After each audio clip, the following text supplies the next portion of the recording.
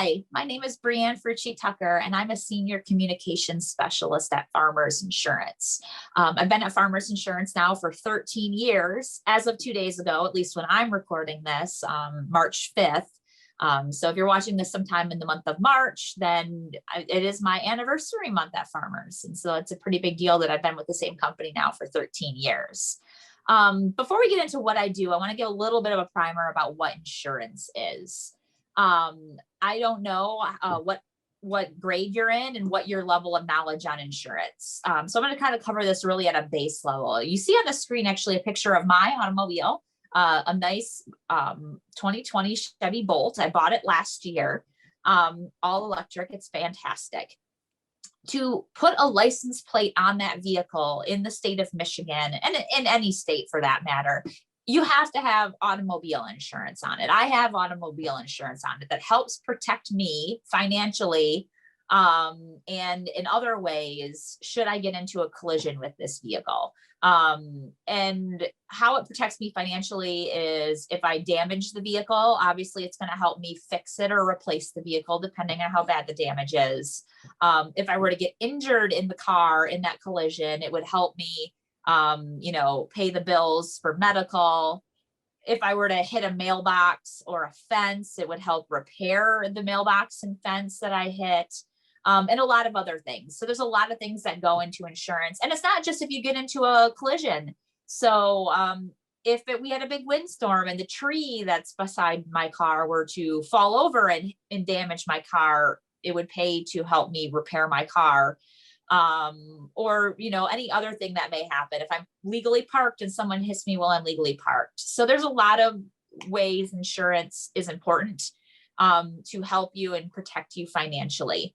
And that goes, it's not just automobiles. Obviously, if you own a house and have, your family has a mortgage on it, the mortgage lender, because that's a big expense. A house is a big expense. Requires you to have homeowners insurance to pay to keep that house in good repair. So if there is a fire, or if a tree falls on it, if we get a tornado, if your house was to be burglarized or broken into, it helps protect you, but not just the structure, but actually the contents inside of it as well. So in the event that it's, you have a fire and your insurance would cover things like staying in a hotel because you can't live in your house, or food that maybe it will expire in your refrigerator because you have no power, or all the contents in your house that may be damaged because of the fire. So it's not just rebuilding the structure, but it's also replacing everything in it. And then it would also cover you in events that somebody were to get injured. So say someone's walking on my side, up my stairs, and they trip and fall and they break their ankle. And then that's something called liability insurance that would come against my homeowner's insurance. So auto and homeowner's insurance are probably the two most common insurances. Anything that moves can have insurance. So boats, motorcycles must have insurance, much like an automobile. RVs, there's even something called life insurance that would, you pay money to, in the event that you were to die, your family would have money to pay for expenses after the fact. So there's a lot that goes into insurance. The good news is that my job actually doesn't work much with insurance. I work at an insurance company, but I do communications. So let's talk about communications. When I say communications or corporate communications, what is that? So corporate communications in general is anything you say, read, write, hear, watch. What I'm doing right now is communications. What your teacher does every day is our communications. And it can take so many forms. As you'll see here, email, newspapers, magazines, webinars, videos, social media, speeches, presentations, training materials, and so on, and so on, and so on. Communications are ever present. They're everywhere. And my job, I like to say this in very simple terms, my job is to make other people sound good.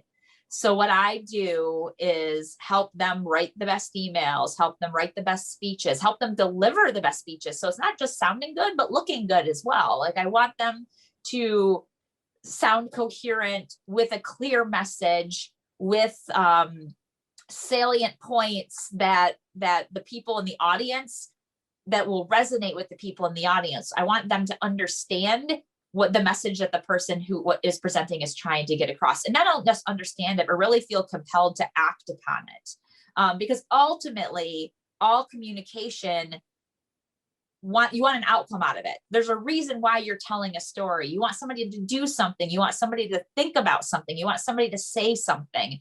You want somebody to support something. So ultimately, we call that a call to action, right? So your communication is a call to action. Your call to action out of this presentation today is to consider corporate communications as a potential career path for you. So that's really at a high level of what corporate communications is. So let's go to the next slide and tell you about how I got from where you are to where I am today. And this is just some pictures of me in my job. All of these pictures are taken as a result of my job. And so you can see that my job is very varied. We'll go a little bit through this stuff. So obviously you may recognize the picture with me and a very smiling, recognizable man named J.K. Simmons, who's an award-winning actor and is the spokesperson for Farmers Insurance. So if you see our "We Are Farmers" bump it up, bump, bump, bump, bump ads, you know, he plays Professor Burke. He came on a tour of our campus in Grand Rapids 4 or 5 years ago. And I worked that event, took photos of that event, and obviously he was gracious enough to take a photo with me and with employees all across the campus that day. It was an absolute blast and fun day. You see me, I have a hobby of playing the trumpet. I've played the trumpet since middle school. My colleagues had a band, and I actually guested in their band. I played a couple songs with them, and so they were doing a concert in California. I was there on a work trip a few years ago, and that is me waiting for my intro during the song "Never There" by the band Cake, which is a band from the 90s. Your parents probably have heard of them.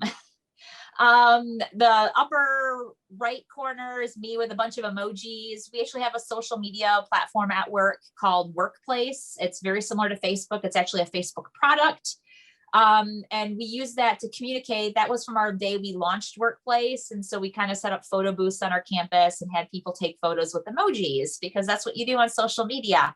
And so that was me posing with all of the different emojis that you could hold up in our photo booth.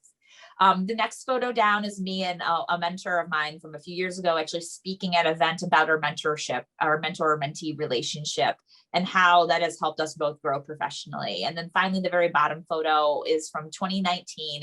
I actually won an award for my work, and I got to go to Vancouver, British Columbia, and pick that award up with my colleague, Rachel, who's in the photo with me. And that's us. That's our official, we won this award. It's like this glass block. It's got a gold quill on it. It's called the gold quill, obviously. And that's fantastic. So that's me and my job right now. But how did I get from where you are in middle school or high school to where I am today?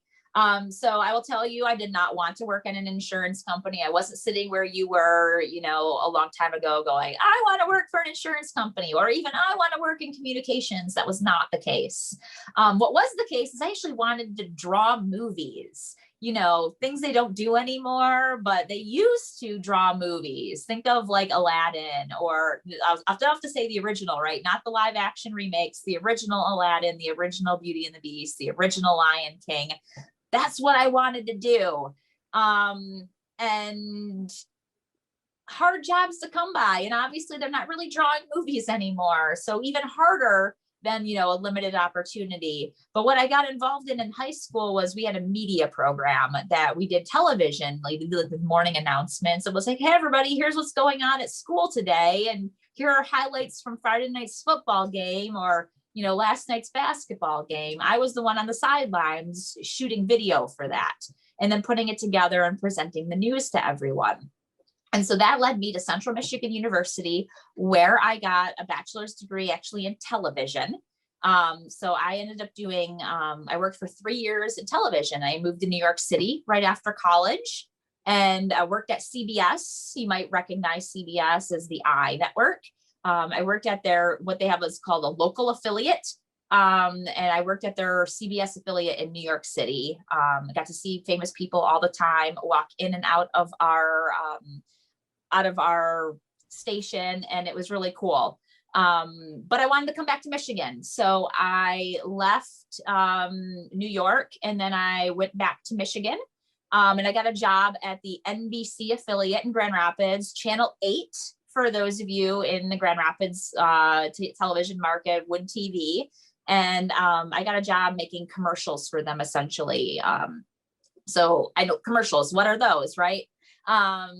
They air in between ad breaks when people watch live television. So I made commercials for them for 3 years. But I realized I didn't want to do television anymore. It was just not so you work some weird hours when you work at a local TV station. Sometimes I had to get up in the middle of the night to be at the station at 4 o'clock in the morning. There were times I was working overnight. It's just, there's a certain type of person who really thrives on that. And I realized that I wasn't that person. And so I was looking for any employer that would take my skill set, which really was communication. That's what television is. It's just communicating in a visual medium. And so fortunately, I found a job at Farmers Insurance. We have a big office here in Grand Rapids. And it was a communications role. They wanted somebody who could write ad copy. Well, that's what I did for the television station for 3 years, or both television stations for 3 years. And so I was able to sell myself and my skills using a portfolio of my work from the television station. And I actually took a writing test as well. So I had to go and write about they gave me different examples. We need you to tell people about an upcoming product launch. We need to help get people excited about a change in employee benefits. So I had to actually do a writing test and submit that to be able to get my job, which is fairly common. If you're going to work as a writer, as a communication specialist for most companies, you're going to have to do a writing test. And it's a good thing. I will tell you, if you want to work in communications, the single most important thing you need to pay attention to is your ability to write.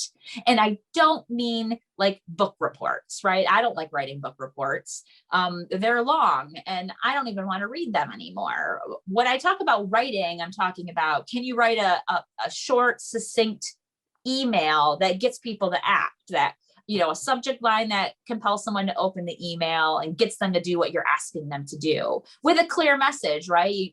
Sometimes we get messages that are really long, rambling, don't have a point. And then you're like, what did I just read?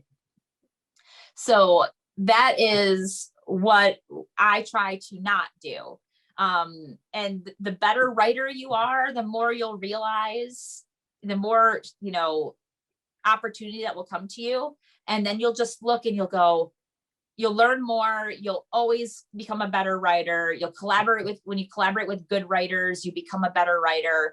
But, it's just, writing is everywhere. Writing is my job, and it's emails, it's video, it's social media. And all of those are actually different writing skills. So it's not your book report. When I write a speech for somebody, for example, most of us don't speak in complete sentences. We speak in fragments with a lot of implied subjects. So we won't say, you do this. We'll just say, do this, right? And so you have to be cognizant of that. So when you're writing a speech, a good tip would be read it out loud. Because if it doesn't sound good reading it out loud, then it's not a good speech. And you'll also learn where maybe if you're going to read it or if someone else is going to read it, where you might have written complex statements that you might trip over, and you don't want to do that. So writing for the spoken word is different than writing for social media. Social media tends to be really short, right? It might be a tweet or a Facebook post or a TikTok or something like that. It's very short, very to the point.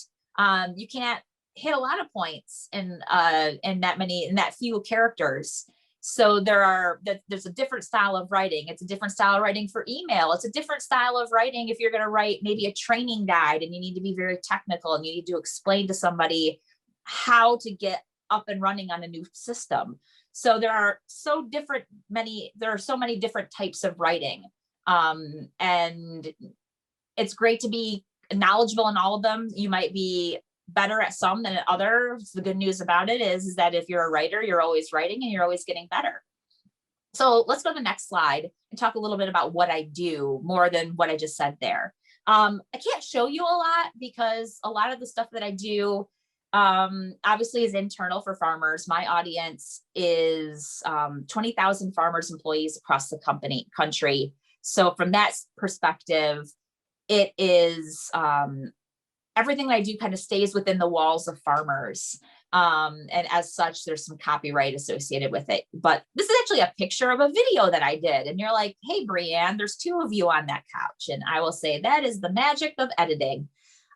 So sometimes I end up having to be in videos because video is the best way to deliver a message, especially since I've been working at home for the past year. I don't have access to the talent and the crew that I would otherwise have access to when I need to make a video. And so with this video, we were talking about the call to action is we wanted people to use a couple of health benefits that employees had available to them, especially around year end, because holidays can be stressful and people tend to become a bit more down because of the winter and a bunch of things that happen at the end of the year that can cause a lot of stress, coupled with the fact that we're all still currently in a pandemic. And so we wanted people using these tools. And so the idea behind this was, what if you could talk to yourself in the future, right? What would future you tell you, current you, about what you should do? Like what does future you know that current you doesn't? So how we did this, and it's pretty simple, is I shot this twice. I actually shot it 4 times. I had to change outfits back and forth a couple times. One time I sat on, the more casual me sat on the right side of my couch, or the left side of my couch if you're facing this picture, and read one part of it. I had to be very careful. You see where obviously the cushions on the couch are and they separate. Had to make sure that my arms could not cross that center line, because essentially this is a half and half shot, right? We shot this twice and then just spliced them together. And we had to be very careful to make sure like lighting doesn't change and all that kind of fun stuff. And by the way, I shot this all on my iPhone. There's no special tools here. There's no microphone. This is me and a tripod with my cell phone and my husband reading the other lines that I'm reacting to, so I can essentially talk with myself. So 2020 me is in the sweatshirt talking to the camera. And then 2021 me is in the dress that I'm wearing right now, plus a jean jacket, listening intently. And then we'll react and go back and forth and talk about why I'm so sunny and happy in 2021, because I used the benefits that we had available at the end of the year. So the whole call to action was use the benefits. It was a lot of fun to do. It's one of those things that I know a lot of people, and you might be thinking, I want to be the next YouTube star. I don't want to be the next YouTube star, but I get to have fun doing this kind of stuff, right? So it may not be YouTube, but everyone at Farmers watched this video, and a lot of them had a really good reaction to it. And I had a lot of fun doing it on a Sunday afternoon to be able to turn it around in a couple of days. And I work with a fantastic editing team who made it look real. I was amazed from beginning to end. I wish I could show it to you, but I really can't. So that's one example of what I do. Other things I have done is put together booklets for people. Obviously, I write a lot of emails. I've written words that our CEO or chief executive officer, the highest ranking person at Farmers, have read out loud. Like it looks like him speaking, but I wrote the words for him, which is another style of writing, by the way. Learning to write as someone else, another style of writing. That's where you just listen and you kind of pick up on what people say, because we all kind of have things that I like to call it a crutch. We'll go back to sayings that we go back to. If I was writing for my husband, I would say the word beautiful in response to anything good. He always says beautiful. And so you have that kind of thing. So you just kind of listen for those key phrases that people use naturally, and then you write them into the speech. And also with the pauses, that normally people take. And you can do that by listen to anybody talk.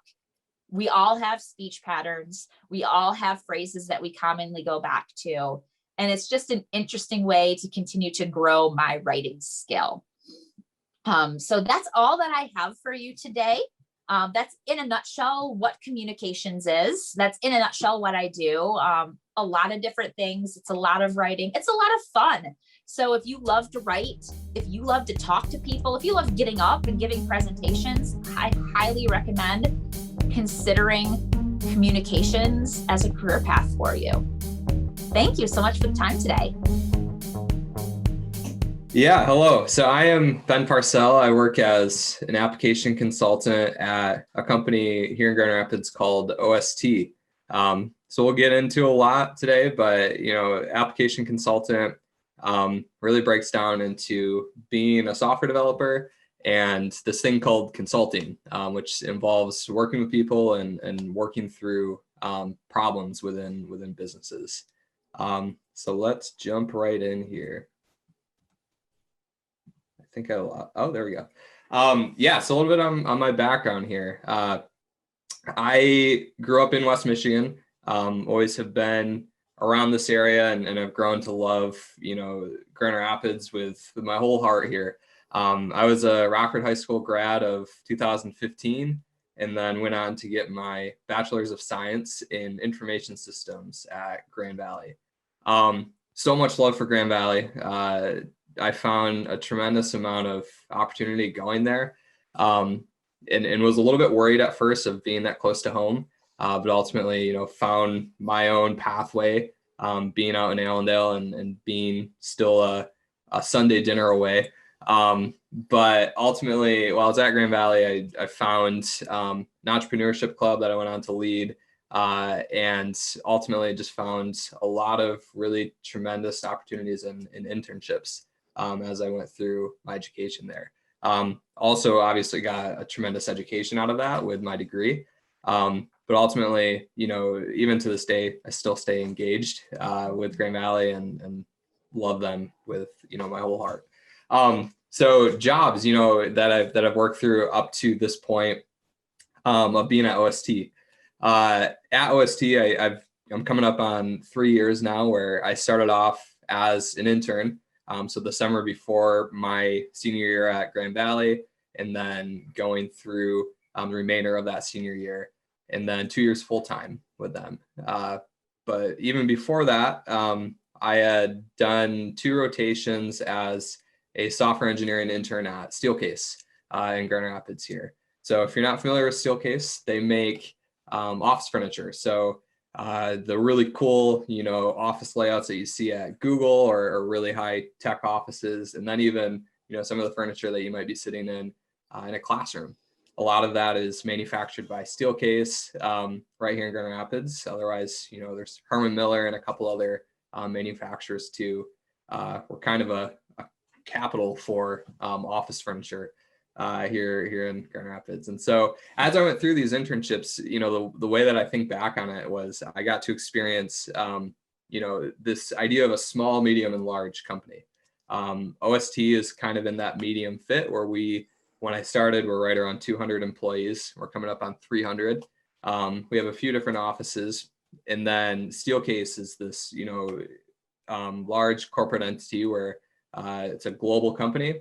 And they have, multiple thousands of employees spread across the world. So I got to experience working with, the teams in Romania and having to manage the time differences there.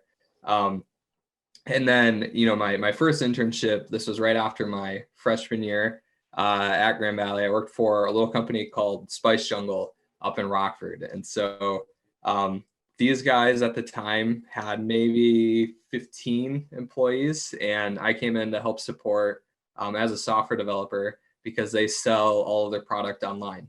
And so Spice Jungle sounds cool, right? They sell spices that you use in cooking. It's a really cool niche company.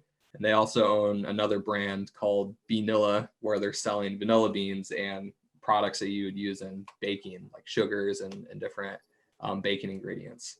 And so I got to experience kind of that like startup feel, smaller company. And ultimately, I think I've really grown to love that medium-sized company. Very first job, while I was in high school, was working on a movie theater.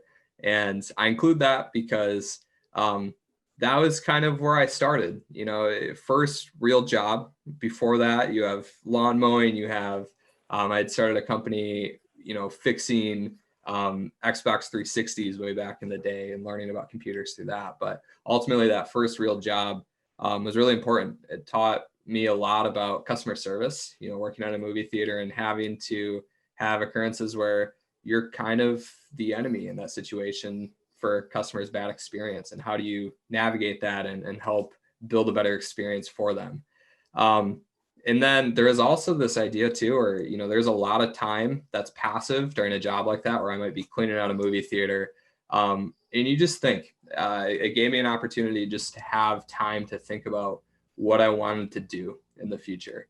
So that was right around my junior, maybe going into my senior year of high school. And so it's really kind of that pivotal moment where it's like, what's to come, what opportunities could be ahead of me. And, I learned a lot in that job. It's always fun to think back on that. So working in software, one of the things, that I wasn't really aware of coming into this, and ultimately I would expect a lot of people, this might be a learning for them. There's a lot of pathways that you can go down working in technology, like endless amounts, especially in 2021. These are 4 that I identified, and I think, could be quite relatable. But, even outside of this, there's healthcare, there's, working in manufacturing and supporting those things. But ultimately, to start here, I work as an e-commerce software developer consultant in that space. And so when we say e-commerce, you're looking at how do people buy things online? Whether it's a physical product that you're getting delivered through Amazon, through Target, Best Buy, whoever you're buying from. We are building out that experience for you. We have design teams that we're working with to help, put together that layout of how everything looks. And then the flow of you, adding something to the cart and checking out. And then we have software developers like myself who are going out and writing code and building that. And so it's fun seeing ultimately, what that looks like. And so some of these other areas too, even at OST that we support, minus the game development one, mobile app development is huge. Building out, a phone app to be able to connect in with some experience that gets paired really commonly with this idea of the Internet of Things, or IoT, as we call it. So if you think about, like Echo Dots or Google Home, where you have this hub and then all of the smart devices that can connect into that, whether it's a light bulb or whether it's a wall outlet. OST's done some really cool projects in that space where one of my favorites is Traeger, who makes smokers and make grills that you would cook food on. We made a smart smoker with them where somebody who's, cooking meat on that could, through their smart home, be able to monitor the temperature of it throughout the process and just get status updates on that. We also made a smart standing desk for Herman Miller, where if you had your phone, you could walk right up to this desk in the office. It would already know, like, oh, so-and-so likes to have it at this exact height, so let's raise it up. And I put game development in here too, because obviously that's a continually growing space. It's quite a bit different than, some of the traditional, business software development, but a really unique and fun space. And it's always an awesome spot just to get started and learning how to program, because it's fun. It can be a fun way to get into how to code and how to work, in this industry ultimately.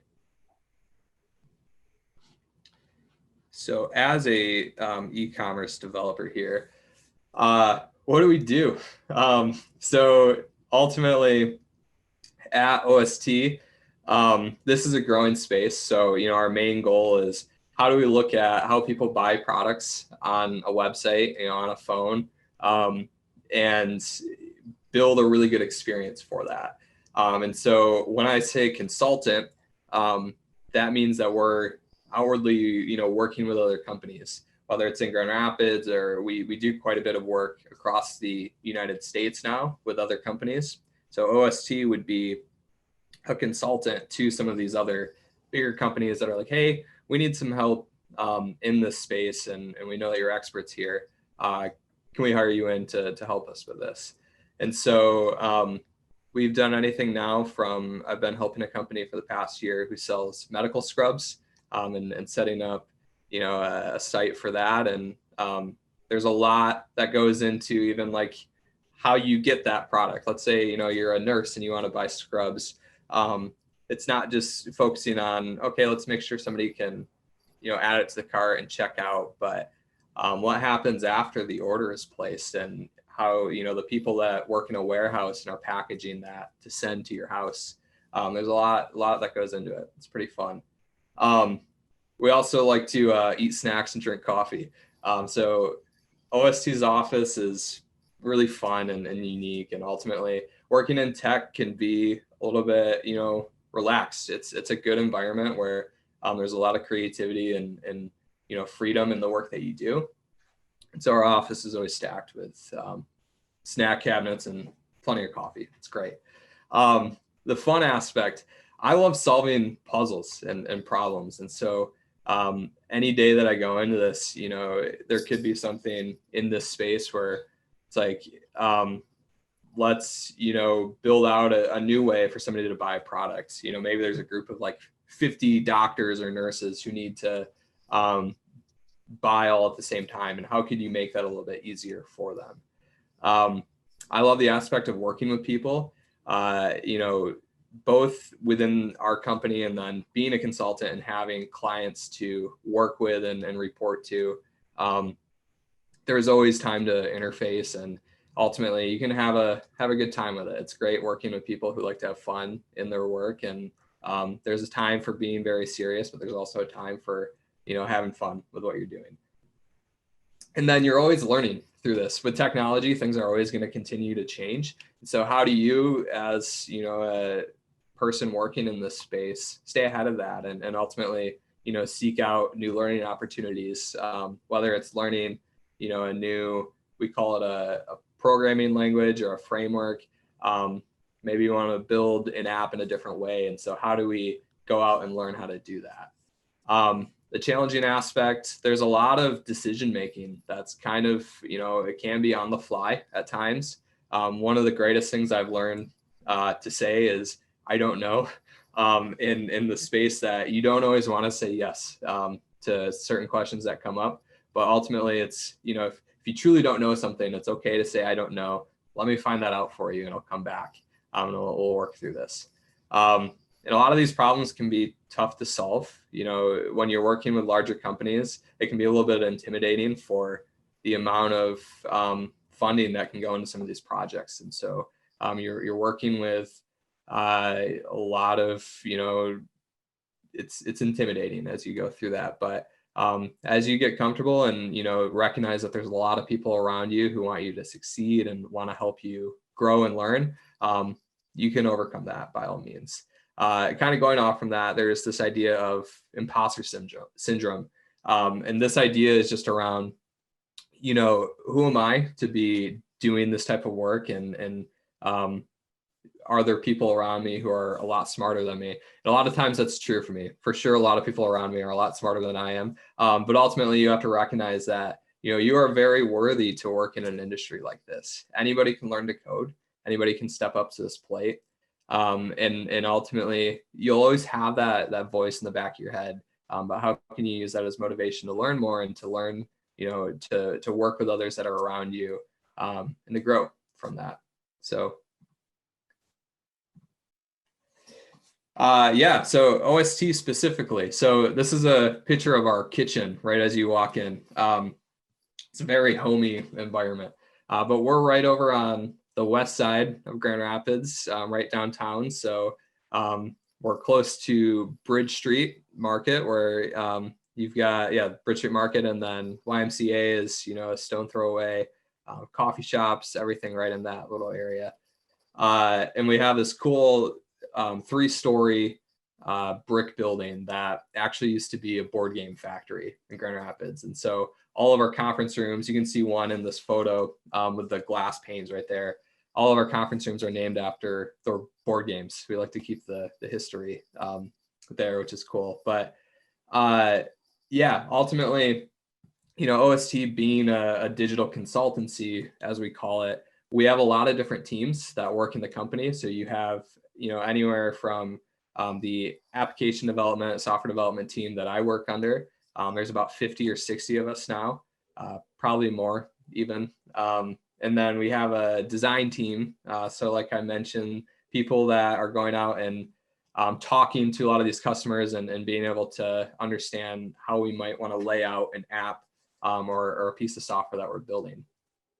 There's a lot of employees at OST who are supporting roles where you have, finance teams who are helping the company run. You have talent experience going out and hiring folks.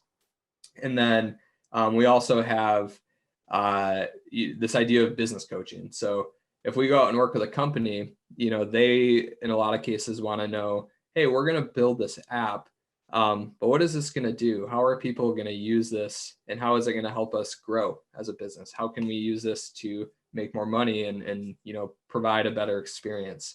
And so you have these consultants, these business coaches, if you will, who are helping guide and strategize how software can help them grow as a company.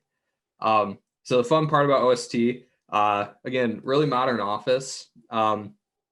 We like to use this a lot, before COVID and hopefully once we get back to a normalcy here. We do a lot of things as an internal company where we've got a couple of our Traeger smokers up on the roof. So anything from having, office-wide lunches with some smoked meat down here in the kitchen to like chili cook-offs, all the way to every year in March, it would be coming up. We like to have a March Madness tournament where we invite all of our clients and customers in, a lot of the friends and families, and just watch basketball for an afternoon and eat food and drink some beverages and ultimately just get to know each other a little bit better. It's a really great opportunity. We're shifting now, into a more remote environment. Even before we went into working with COVID, it was an environment where, even I would work from home 1-2 days a week. But now we're seeing a lot more employees being hired on that might live across the country, which is really cool. It opens up, a lot of opportunity for some new faces and being able to have a really diverse workforce, which is great. And it also allows you to look for talent elsewhere too. It doesn't limit you just to Grand Rapids, or we also have an office in Minneapolis and Detroit. And then again, the work here is always changing. So there's always new clients. There's always really fun projects that are coming in to work for. And just as, a piece of advice to look for in companies, look for companies that are, allowing you to have some degree of flexibility, allow you to put your family first. So especially, put yourself in the shoes of a mom or a dad working from home during COVID, who might have kids, and how do you have that flexibility to make sure that, your kids can go to school, whether it's online or in person, and they're helping manage a schedule like that, but also have a full-time job. It's really important. And then vacation time is always great. You need to take a break and be able to check out for a little bit, reset. But ultimately, yeah, look for companies that are good in the values that they have ultimately and care about you. So advice, what should a student know as they look forward? So there's this idea of education versus being self-taught. It's really common in software for people to, go down what we might term a non-traditional pathway into learning how to work with software. I learned how to code when I was at Rockford, and I had a class where we were learning how to make a website with Adobe Photoshop at the time, and you would slice up all of the images within this Photoshop document. And I remember seeing, as we brought that into another program, the code behind it, and you wouldn't necessarily even touch code because it was just like, hey, here's a photo, let's make this into a website. And I remember asking my teacher, how hard would this be to learn? And she's like, I don't know. And I was like, okay, I'm going to dig in and figure out how this works. And so that was kind of my kickstart, just being curious in that sense. But ultimately, there are so many people that have found success that may not have gone to college. And they learn how to code and just sought out opportunities to continue to grow in that.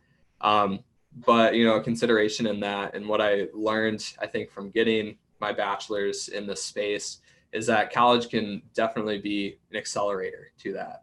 So maybe you spend 4 years going to college and learning about computer science, whereas maybe that would take 6 years or 8 years to do on your own.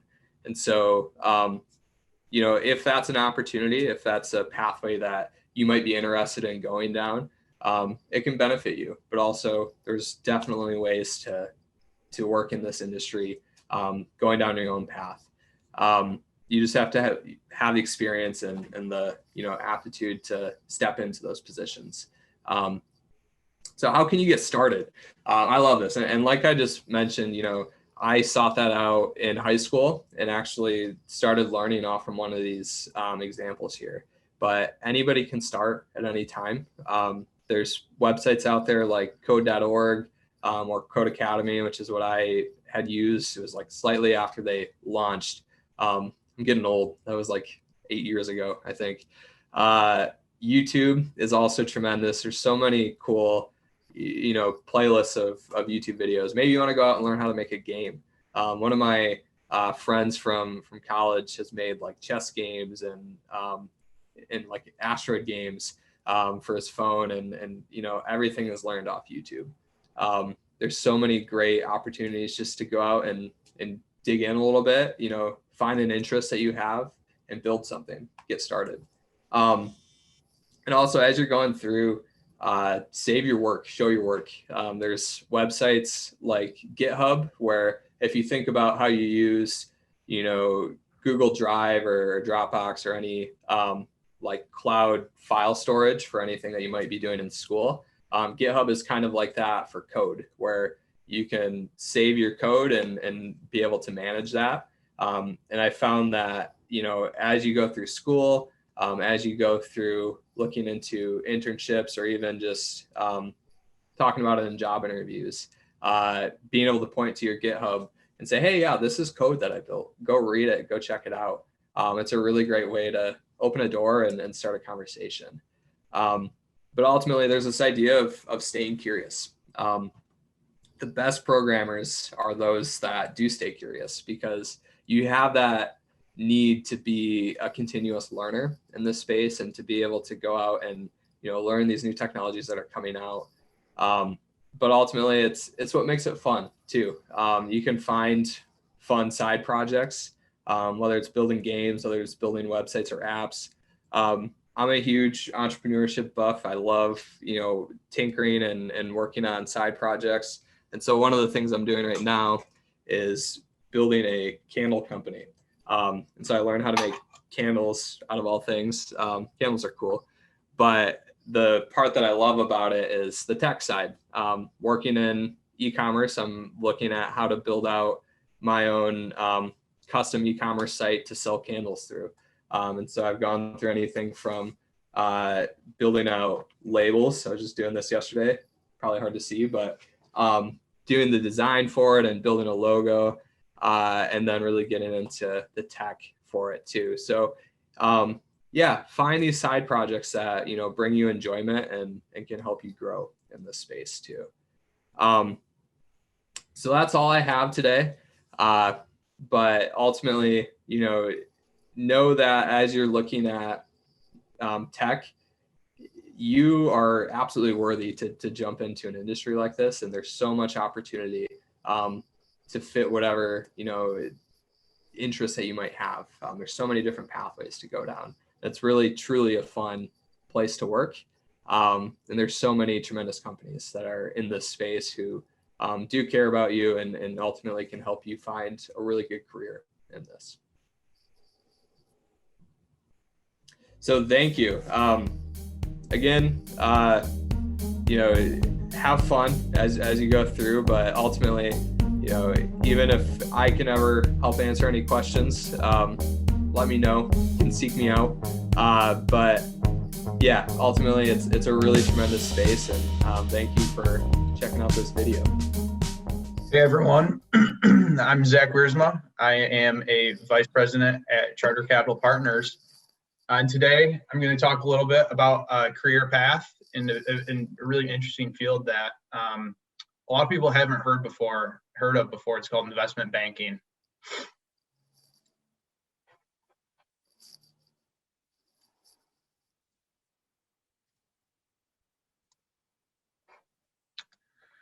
So before I get into my background, a little bit about what is investment banking, and it can mean a lot of things.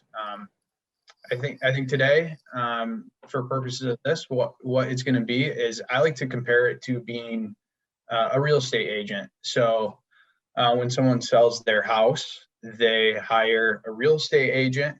That real estate agent takes beautiful pictures of the home, writes a summary of the home, and lists it on the market to potential buyers and negotiates different prices and different deal structures on behalf of the seller.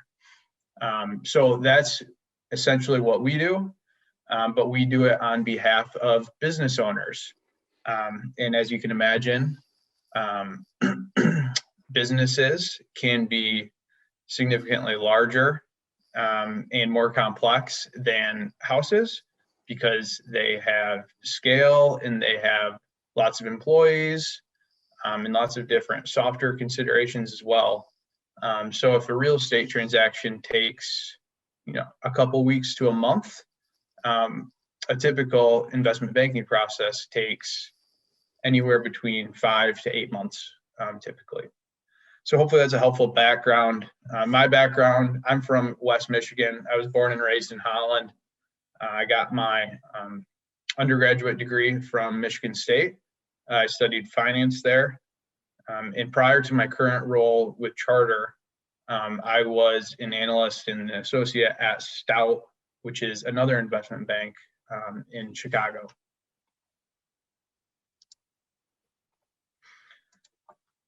So a couple of things I really like about my career and that make it exciting for me is I really like the fact that we serve clients in the largest transaction of their lifetime, most typically. A lot of our clients started their business when they were 18 years old, 20 years old, 30 years old, and operated it and grew it for the past couple of decades. So a lot of times they have family members involved in the business. They have a lot of emotions tied up in the business, and it's a large part of their entire net worth and in their retirement planning. So I like the fact that it's high pressure in that sense. And if we do a good job for our client, it can really, really help set them and their family up for a few successful years. I also like the fact that it's not the same thing every day.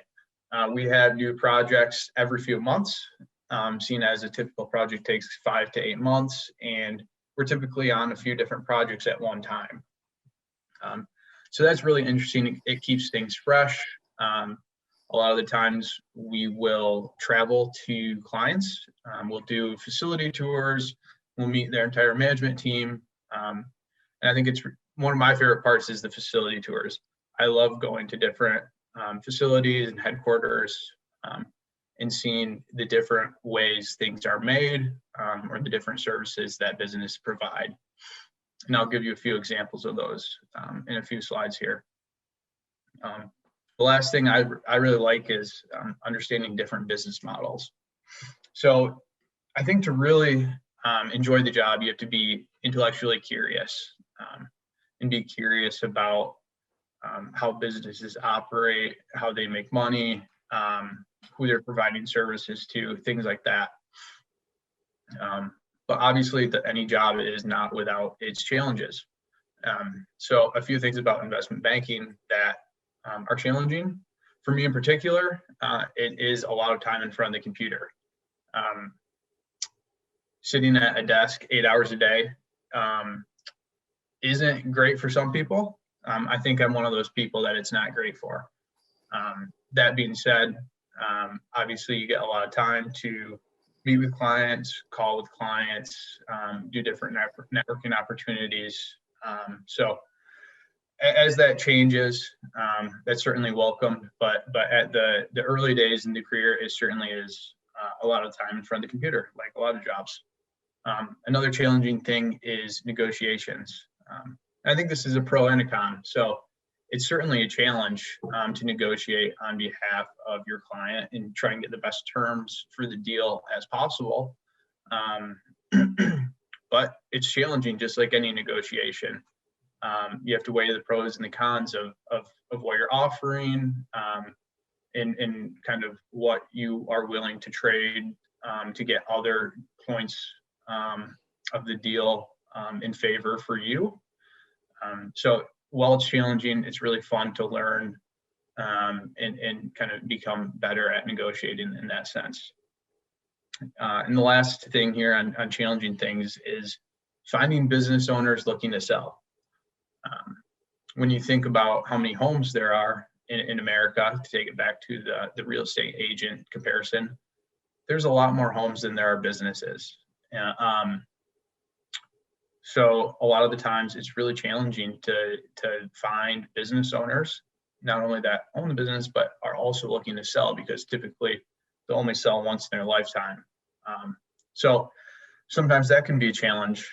It's also fun doing that and going out and meeting new business owners and seeing if we can be helpful to them.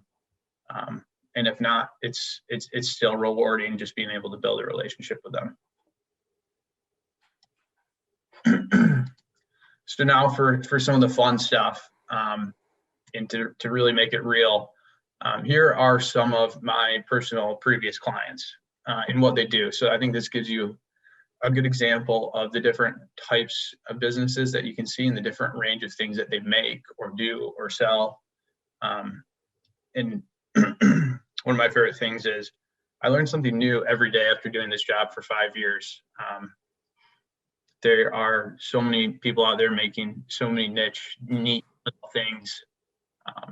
So for example, Harris Quality, the picture of the truck over there, they operated 100 different refrigerated trailers and tractors, and served a lot of different grocery chains.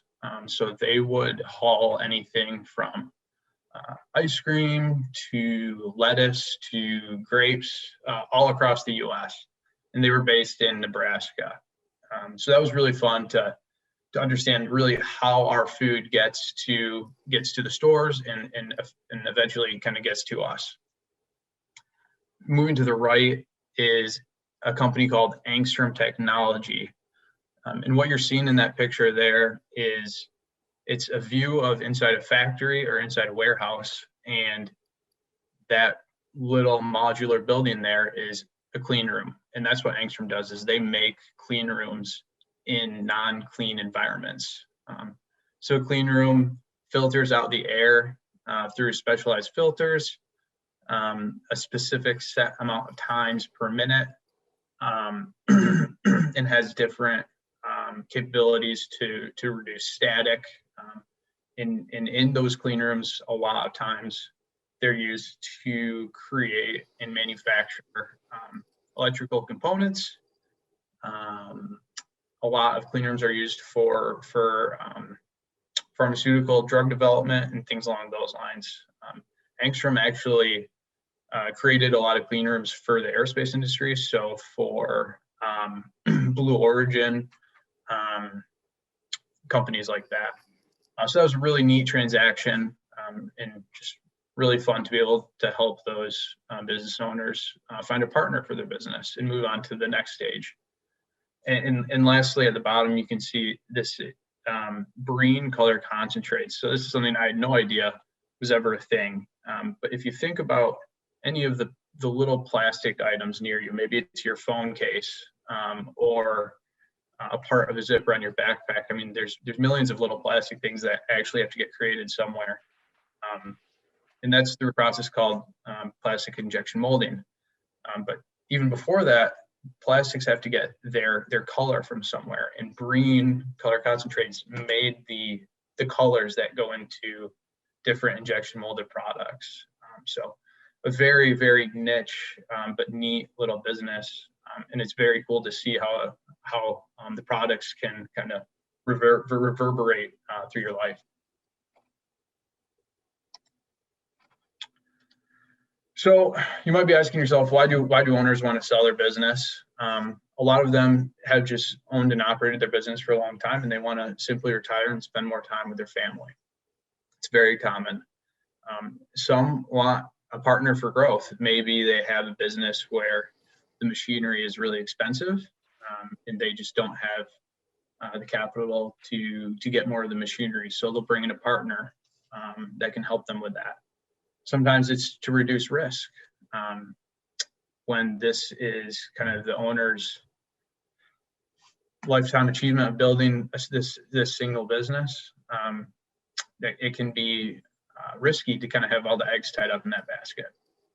And lastly, there might be no one else to run the business after them, and they need someone else to bring in to successfully run the business and make sure all the people continue to be employed and continue to have really solid growth opportunities. Perhaps they don't have family members that are interested in running the business. So they can really sell for a lot of reasons. So like I said, it was a 5 to 8 month process with our clients. What does that look like? So what do I do on a daily basis for them? The first phase is we create a lot of materials for marketing. Compared to a real estate agent, think about that as taking the pictures of the home and writing the summary that would go on Zillow, for example. We do a little more detailed analysis and create more materials, but that's the similar timeline. The second phase is we receive first round bids from all the buyers that we went out to that are interested. Then we take the best of those bids and we set up meetings between them and the management team. We do facility tours then with them so that they can see the facility and they can have a chance to meet each other and build a relationship, typically at dinner. After that, we ask for final round bids. And after that, we move forward with one party, one potential buyer, and move to let them do a little due diligence, make sure that they know everything that they're getting themselves into, and eventually close the deal.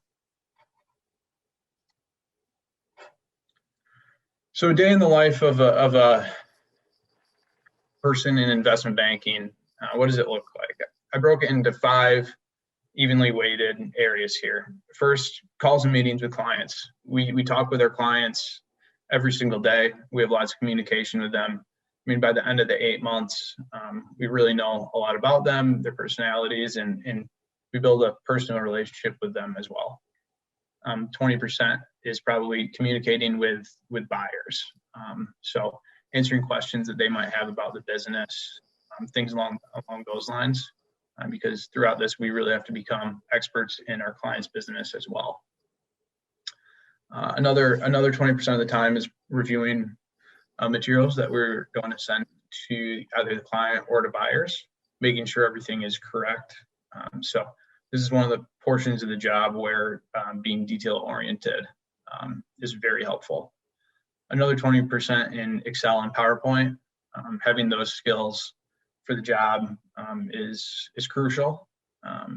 We use a lot of Excel and PowerPoint. And then the last 20% is networking and business development. It's meeting with people in the industry, meeting with potential business owners, and generally just networking and getting the name out there.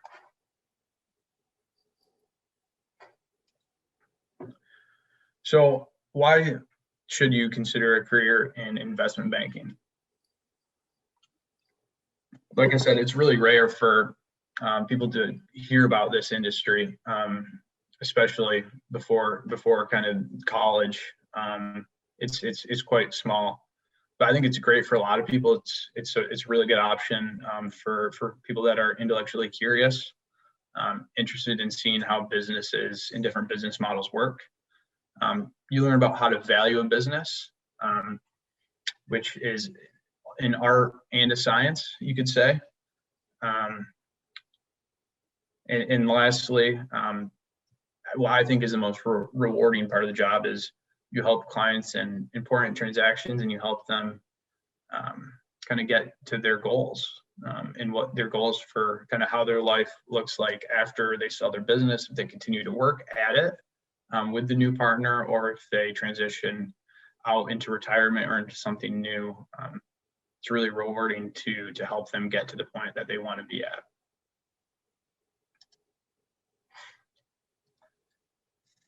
So what do you need to know to plan for a career in investment banking?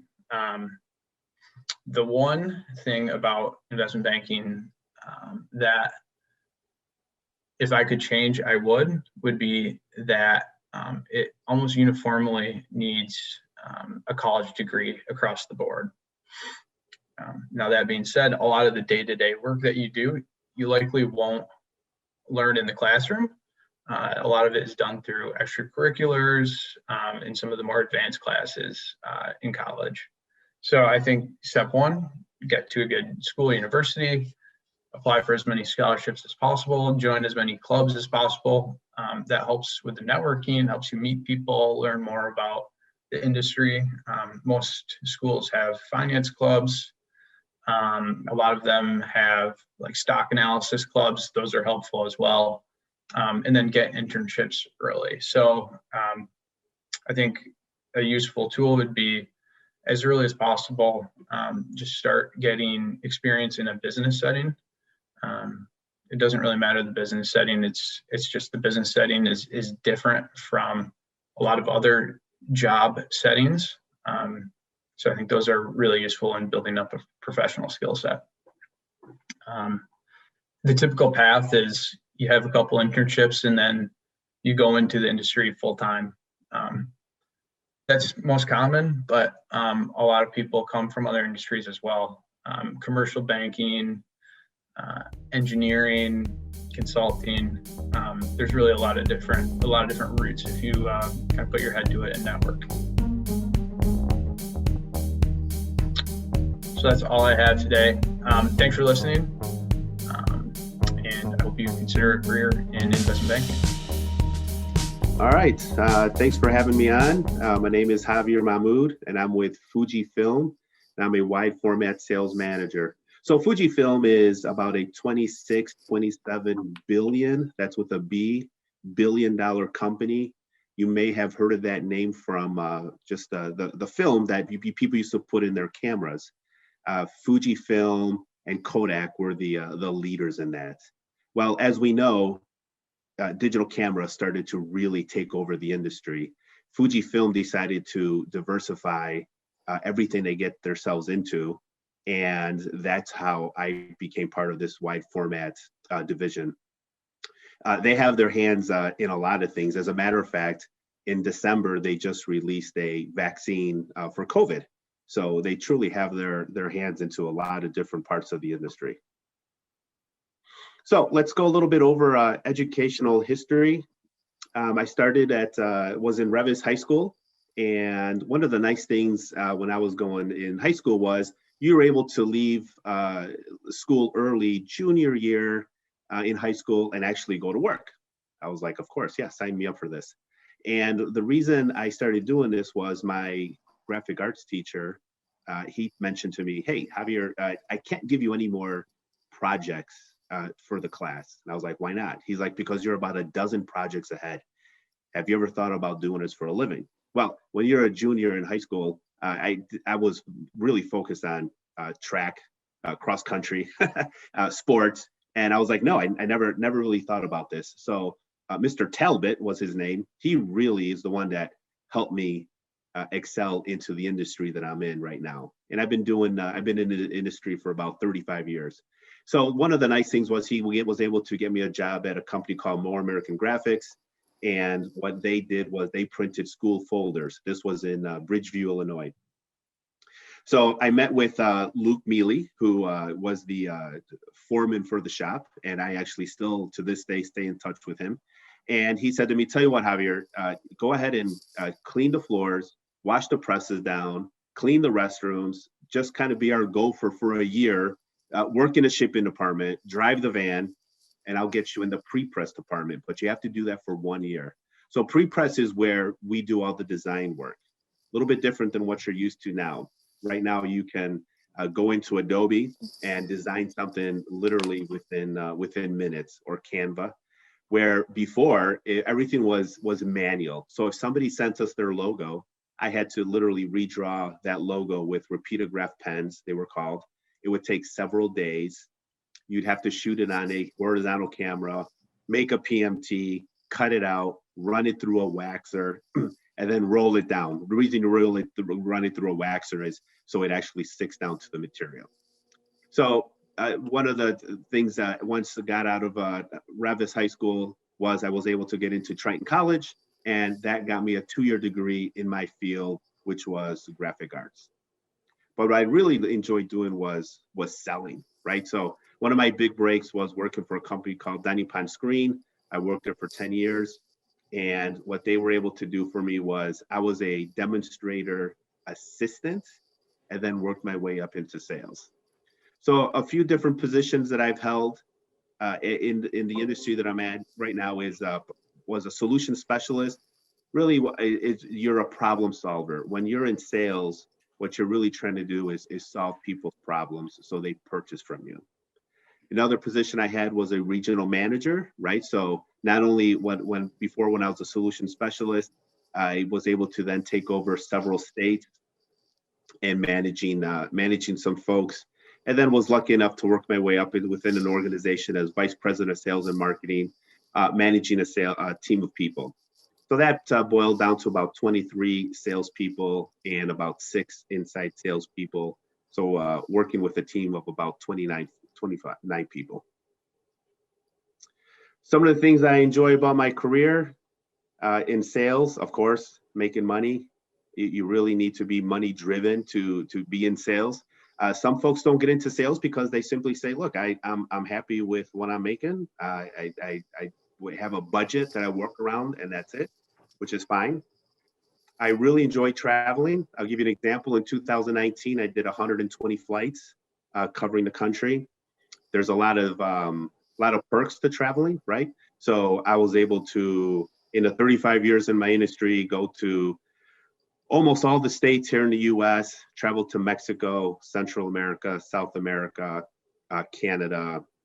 I was even able to go to Cape Town, South Africa for a 2-week training. And of course, meeting people. That's one of the things I enjoy doing when I'm traveling is you're constantly meeting some folks. And of course, what I enjoy about sales is the process. Because I mentioned earlier, you're a problem solver, is taking a customer's problem and actually having a solution for them and having them purchase that solution from you.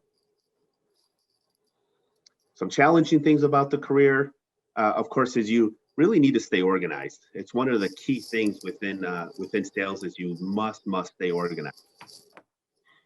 Staying educated. If you think you're going to get out of junior high or high school or even college, excuse me, and think that you're done educating yourself, that is an incorrect statement.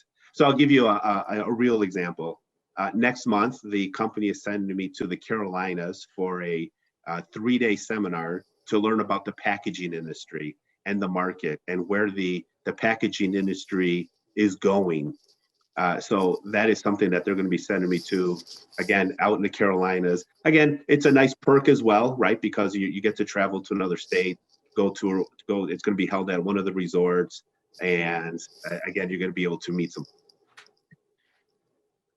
And of course, juggling several accounts at once is something that you constantly need to be doing. is you're not just selling to one customer. You have several accounts in the pipeline that you're working on. So for example, right now I'm working on about 26 different customers that we're trying to sell some equipment to. So let's take a quick little peek here. Just want to show you what one of the pieces of equipment looks like. So this is one of the printers that I sell. This printer goes for about $1.5 million. It has a robotic arm.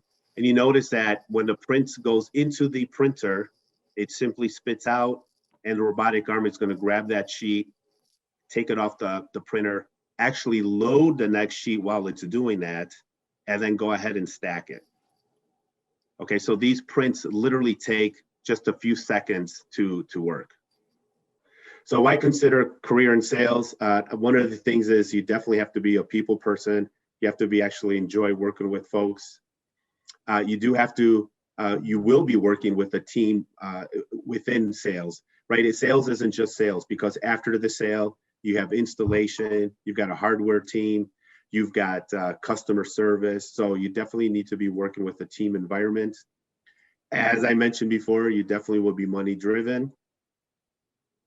And you are definitely always on the go. This is not a 9-to-5 job. I'll give you an example. When you go to a trade show, I've been doing trade shows since 1988. And when you go to a trade show, you're going there early for setup. You're sometimes staying and helping the guys for tear down. There's breakfast meetings, there's lunch meetings, there's dinner meetings. So you're constantly on the go, and you have to enjoy that. What a student actually needs to know, what student needs to do to actually get into sales is things that you need to enjoy that you're doing. So I'll give you some examples that you do have to have some math skills, right? You need to know, I'll give you some terminology, right? MSRP, manufacturer, sellers, retail price. You've got a sell price, you have a cost, you have margin, you have blended margin. So I'm gonna give you a quick example, right? So let's say you have an MSRP of a product for $1.10, and you sold it, you sold it for $1, and your cost was 70 cents. So your margin on that, right? Your margin was 30 cents or 30%.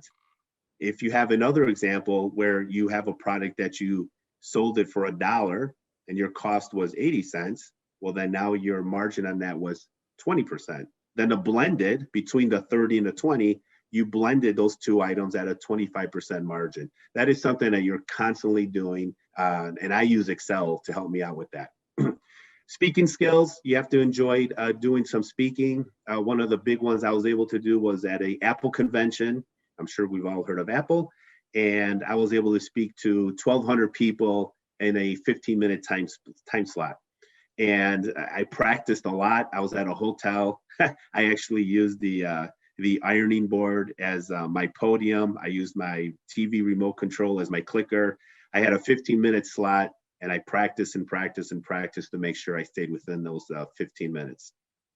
Organization, you constantly need to stay organized.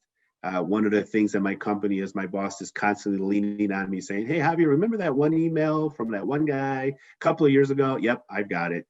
You have to stay organized. When you're in front of customers, you're actually doing more listening than speaking, right? You need to listen. There's a difference between hearing a customer and listening. And what I definitely recommend is doing networking. Always be networking. One of the paths that a student needs to take to have a successful career in sales. So the path I would recommend is something that I personally went through, right? So if you enjoy sales, and let's just make it up, you also enjoy cars, right? Let's use one that's simple. There's nothing wrong with going to a dealership, going to the sales manager and saying, listen, I want to get in sales. What do I need to do to get there? What can I do? Then they might tell you, okay, listen, we're going to have you work in the service department or customer service. You're going to need to do that for 6 months, and just simply lay out a plan. Have them help you lay out a plan to actually get you into the sales environment. Could give you a few examples of final products, right? So when things are printed, what are these being actually used for? I'm sure you've seen in stadiums now with COVID, they fill them up with cardboard cutouts. Well, those need to be printed. that's the type of equipment that I sell. Is printing on cardboard would not be a problem. Another example of printing is, obviously you've seen pop-up banners, or they're also called roll-ups. You've seen posters. Floor graphics have exploded this last year and a half because of COVID. Floor graphics are everywhere. Another one is banners, right? Everyday banners. You might see big banners hanging on the side of a fence. I'm sure you've seen these A-frame signs somewhere along the sidewalk. They have something that's printed. And then, of course, flags, right? This would be a dye sublimation example, but flags is another big one. Maybe you've seen car wraps. So car wraps is another big one. That's a very big industry. And you even do sides of an entire building. This is the Flamingo Casino in Vegas. They're promoting Donnie and Marie, brother and sister act. They can actually do the entire side of a building. Of course, this is done in sections, but it is something that is printed as well. All right, so thank you for your time, and that's gets you into the sales environment. Hello, everyone. Happy to be here with you today. My name is Victor Sturgis. Happy to be a part of the Junior Achievement Career Speaker Series with you all. I'm going to share a little bit about my career and what I've done and kind of the amazing stuff that I was given the opportunity to do here recently. So as you can see on the screen, my name is Victor Sturgis. I am a CPA, which is a certified public accountant. I am also a CCIFP, which is a certified construction industry financial professional. I know that's a mouthful. My title at my company is a tax senior manager, but at the time I'm also a racial equity fellow, and I'll get into that a little bit more later. And the company that I work with is called Crow LLP. And we are a public accounting firm, the 7th or 8th largest in the country. And in my role as a fellow, I work with an organization called the CEO Action for Racial Equity Fellowship. So we'll talk more about those things as I walk through kind of my background and how I got to where I am today. So I am an accountant at heart, right? That's where things started for me. And, you know, when I was in high school at Vicksburg High School in Vicksburg, Michigan, which is not far from Kalamazoo, if any of you know that area, I did not understand accounting. I don't think I knew anything about accounting when I was in high school. For the most part, I think I knew that I wanted to be in business in some way. To be 100% honest, mainly because I like the idea of getting dressed up in a suit and tie. So even today, I just have my jacket on and a t-shirt. That's usually the style that I rock nowadays, with a little bit more of a laid back business environment and society as a whole, but at my company. But I'm working from home, so I can kind of wear whatever I want right now. So Vicksburg, Michigan, graduated in 2003.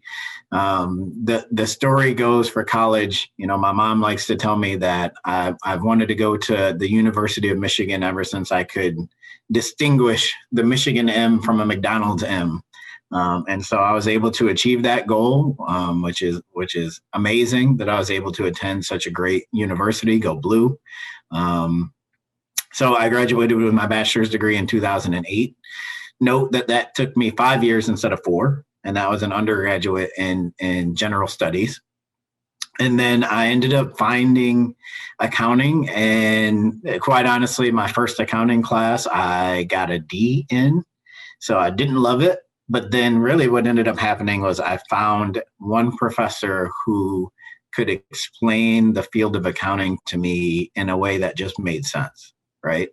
And with that discussion, that launched me into really where I am today in my career. So I was able to get into the master's program for accounting in the business school at the University of Michigan, and that's a 1-year program. And so I was able to complete that.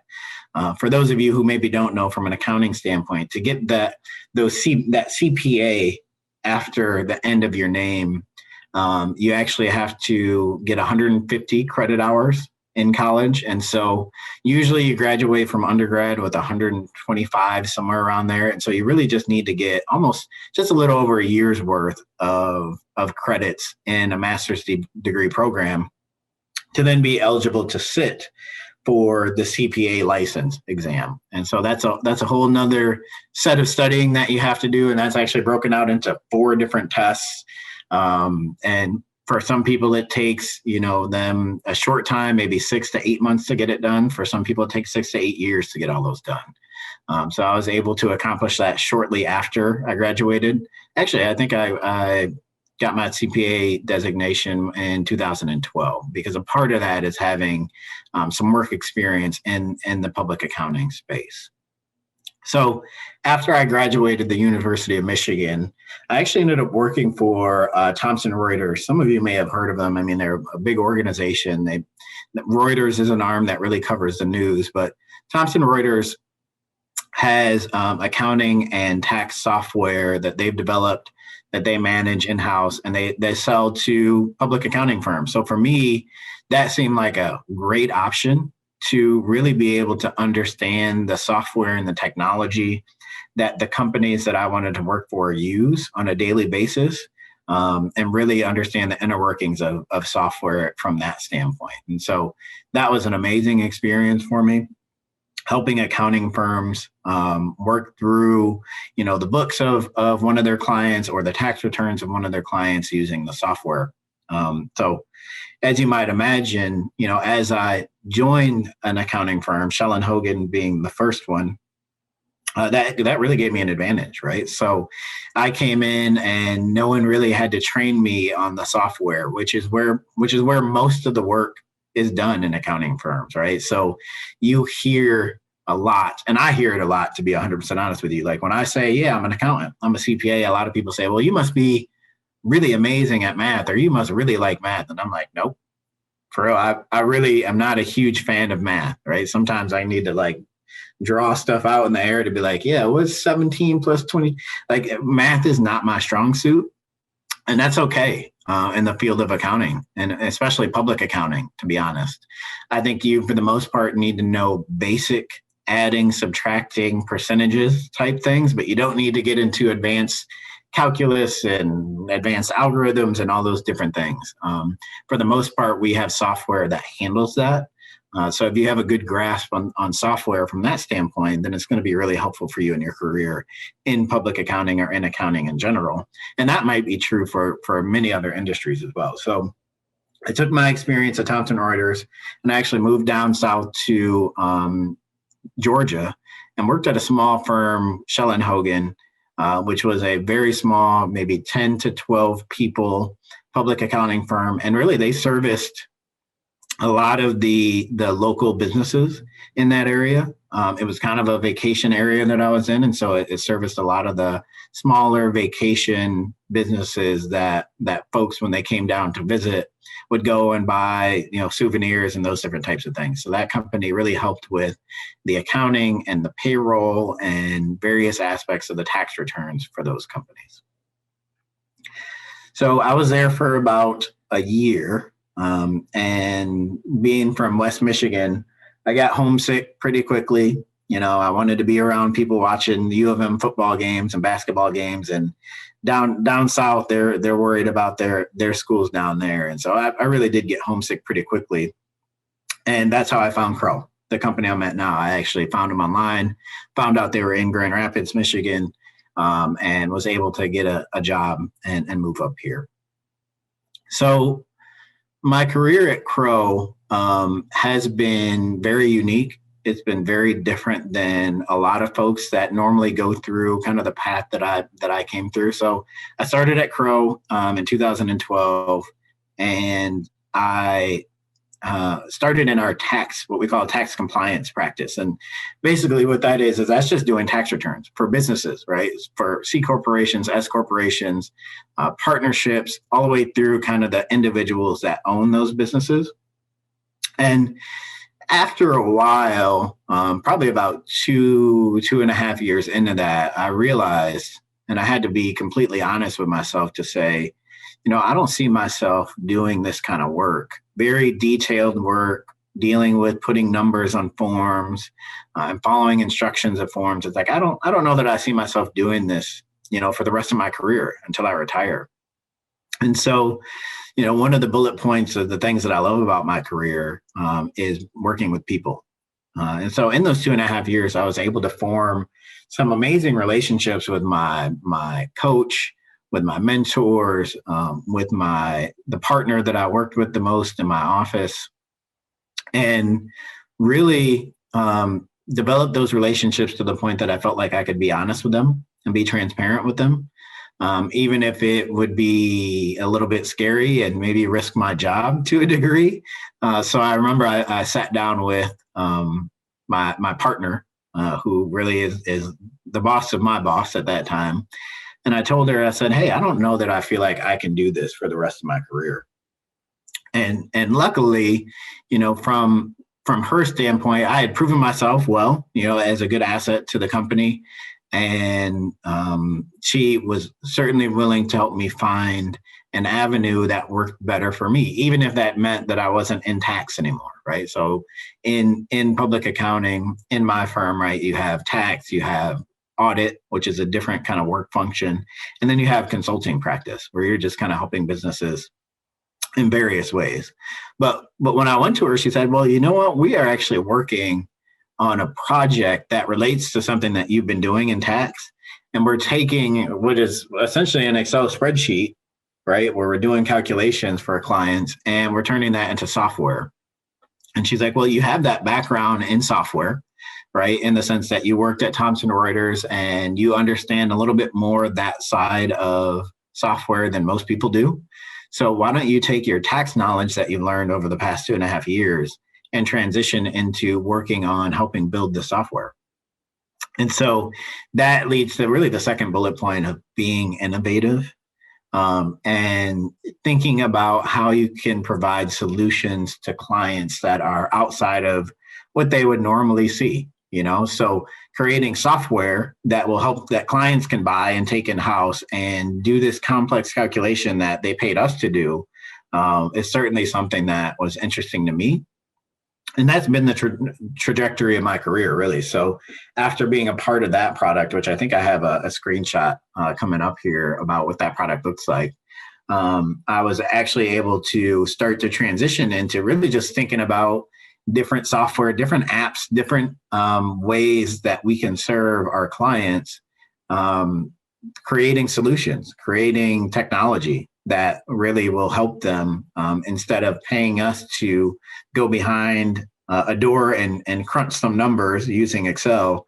Let's create something that they can use and utilize themselves on their own time. So, and then the other piece that I love that actually maybe a more recent discovery, and I'll say we're always learning, right? I'm always learning about myself. I'm always learning about what I enjoy doing and what I'm really good at.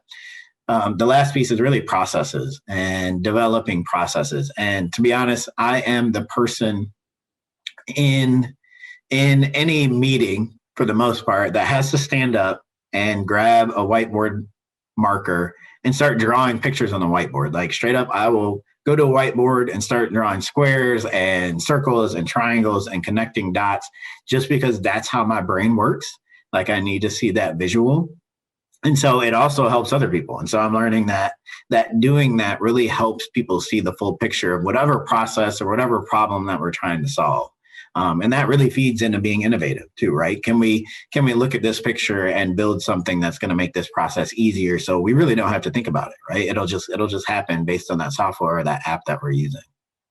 So those are the things that I really love about my career right now.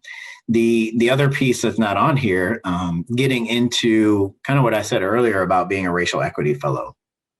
So I've had the flexibility as a part of my career and my job at Crow to not just, work on things that, serve our clients, but also be thinking about diversity, equity, and inclusion within our organization and really within our society. And so I was given the opportunity to really lead our office's diversity, equity, and inclusion council. And so what diversity, equity, and inclusion really means is what are we doing to promote diversity? So having people with diverse backgrounds, diverse genders, diverse cultures, diverse ethnicities. How are we getting those people into the business world, into the world that we work in?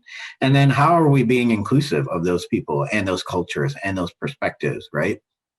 And so that's been a major focus kind of as a part of my career. And so I was able to lead our office's DE&I group in Grand Rapids. I actually became the lead of our entire firm's business resource group for African Americans. And through those leadership opportunities, I was tapped on the shoulder by our company's chief executive officer and chief people officer, and really the highest of the highest people in the firm, who had started to notice my leadership in those roles in DE&I and said, "Hey, we have an opportunity to be a part of what's called the CEO Action for Racial Equity Fellowship." And what that meant is I actually ended up in October leaving my job. So I still technically work for Crow, but I have left all of the work that I did before behind. And I'm working with over 300 other fellows from over 150 different companies across the country to really focus on racial inequities that we see in our society. And so that means we even get into the space of public policy and thinking about laws and legislation and how we can help move things forward from a societal standpoint that are going to really squash racial inequalities that we see across the country. And so that is my day job right now. That's what I do. It's been 100% remote. And so I'm meeting all these new people and getting to interact with all these new people and really do this amazing thing, but it's been 100% remote. So hopefully that'll change at some point once COVID hopefully, passes us. But that's been an amazing experience, an amazing opportunity to be a part of. So the plan for that is for me to be a part of the fellowship for 2 years. So it would be October of 2022 that I get to go back to Crow and either pick up where I left off or start a completely different adventure based on the skill set that I'm gaining in the fellowship. So challenging things about my career, as you might be able to see, working with people is one of the things that I love, but also working with people is one of the things that's the most challenging, right? And the reason I say that is because, especially dealing with client service, right? Public accounting firms have clients, right, who have needs, and we're meeting those needs. But sometimes those needs obviously come with deadlines and challenges as far as communicating what we need from them or what they need from us. And so sometimes it can be challenging to work with people. And sometimes you're asked to work over a weekend, which is pretty common in public accounting, to be 100% honest, because you want to meet a client deadline. And so that obviously is something, as you think about a career path, that you want to consider. Do you want to serve clients and serve people in the sense that sometimes you may have to work over the weekend to meet a deadline? The other challenging thing about my career, which is a part of why I didn't want to do tax compliance or really tax returns anymore, is the details. My brain is not set up to be a detail-oriented person. I am a picture thinker, right? I am a bigger picture. Let's look at the entire thing instead of looking at the little details of, well, what if this happened or what if that happened?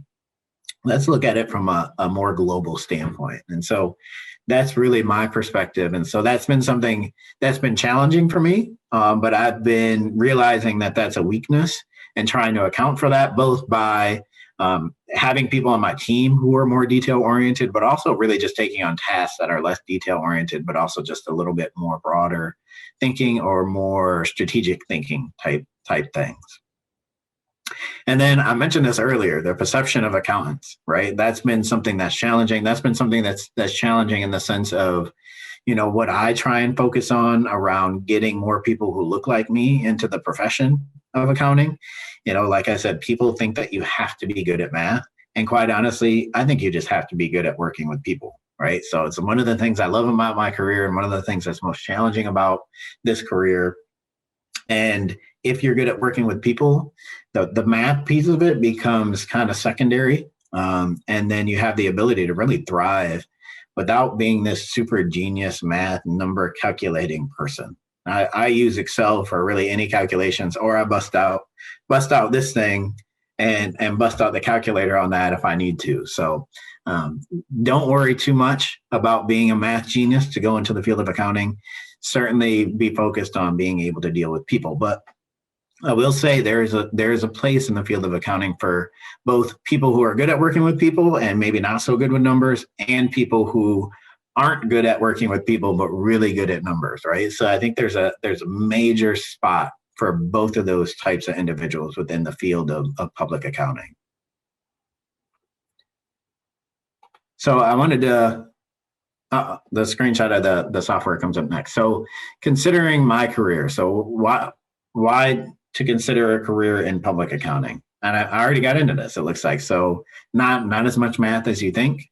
I hope I demonstrated already kind of a career path flexibility that goes into public accounting. I started in one place and I am not even close probably to halfway through my career, and my job has changed pretty much night and day from what I started. So you certainly have the ability, especially with the right company, to be very flexible in what you're doing. It allows space for you to recognize what you're good at and what you're not good at. So you can shift more to the things that you really have a strength in, but still be working on those things that you have an opportunity for improvement. And then career stability. Public accounting is an extremely stable career, right? People always say there's nothing more certain than death and taxes in life. And so taxes is where public accountants fit in. And so as far as having a good, stable, well-paying job, public accounting is certainly the way to go. It has its downfalls, which I already talked about. Sometimes you have to work over the weekend. Sometimes you're working really long hours, which takes away time from your family. But at the same time, you also have the financial means in working in public accounting to really take care of all of those financial needs that you or your family might have. And so certainly something to consider and balance when you think about a career in public accounting.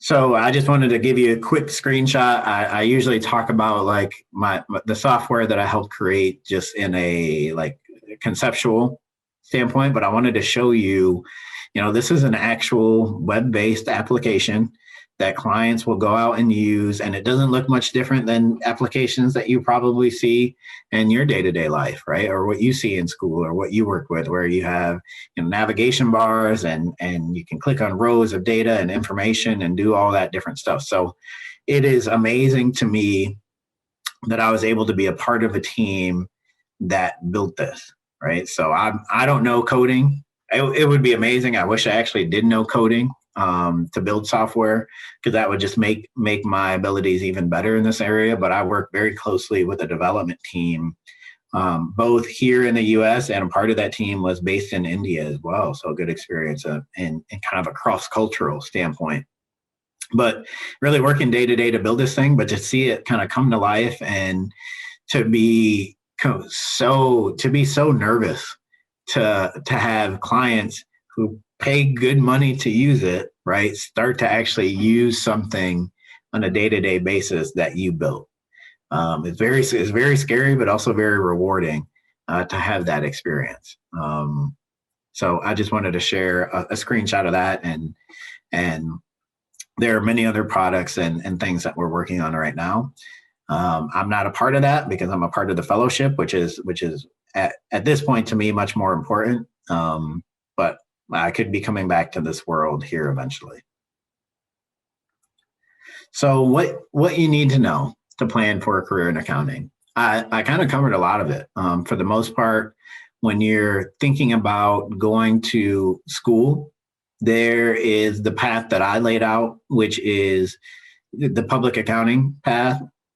And I didn't really talk much about that. Public accountants, with that CPA designation, it's a license to say that you are skilled enough to help businesses present usually their financial statements or their tax returns in a way that's safe for the public, and they're not just kind of making up numbers, right? Especially when it comes to things like investors who invest in businesses.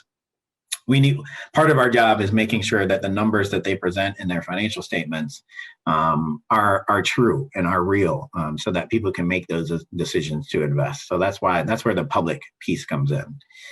The other side of it is being a private accountant. So really working for the businesses themselves, instead of kind of coming in as this public accountant and helping those businesses. You can actually work for the businesses themselves. And so I say all that to kind of lead into, your school, where you go for after you graduate high school. Like, there are programs that are 2-year degrees where you can get an accounting degree, and really fit into organizations from that standpoint. Or you can go the route that I went, and get a 4-year degree plus a master's degree to start off in public accounting. So the spectrum of opportunity in accounting is large, very large. And so if that's something that interests you, and maybe you are good at math and maybe you're not good at math, I would certainly recommend looking into the path. And that answers really the second question as well there. The path that you have to take, really it could be any of those. So it could be anywhere from a 2-year bachelor degree, to 2-year associate's degree, to a 4-year bachelor degree, to a master's degree. And so really look into the opportunities that are there in the accounting space. But I would highly recommend going the public accounting route. Obviously more schooling. Obviously you have to take that 4-part test to be licensed. But typically what you see is that people get into public accounting. They're there for 3 to 5 years, learning from the numerous clients that we work with on a day-to-day basis, understanding how to approach certain problems and solve certain problems. And quite honestly, then jumping out of public accounting into kind of private businesses. And that's where you see people, usually they'll leave and they'll become the assistant controller or controller of an organization, which is really the lead accountant at organizations.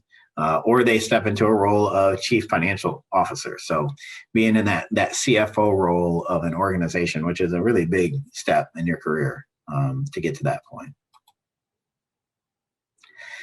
So I think that is all I have to share with you today. I guess if I could offer really any advice, it would be to constantly be willing to reassess yourself, reassess your situation, so that you can shift to a career path that works best for you. I think that it's important as individuals for us to not just work just to collect a paycheck, but to work and do something that really challenges us and that we really enjoy doing. But a part of doing that is really being able to self-assess who you are and what you like and what you don't like, and then being brave and having the relationships to change that, right? I think that's really hard for a lot of people because, various reasons, but be willing to make a change and make a shift in what you're doing in your life even right now to better align yourself to the career that you want and the goals that you have around, like the level of pay that you want or the level of work that you want to do, the amount of time you want to spend with your family. Make sure you really assess, what's important to you and find a career that will fit that. So thank you so much for your time. Had a lot of fun sharing my career path with you. And please enjoy your day, and we'll talk to you soon. Thanks. Bye-bye.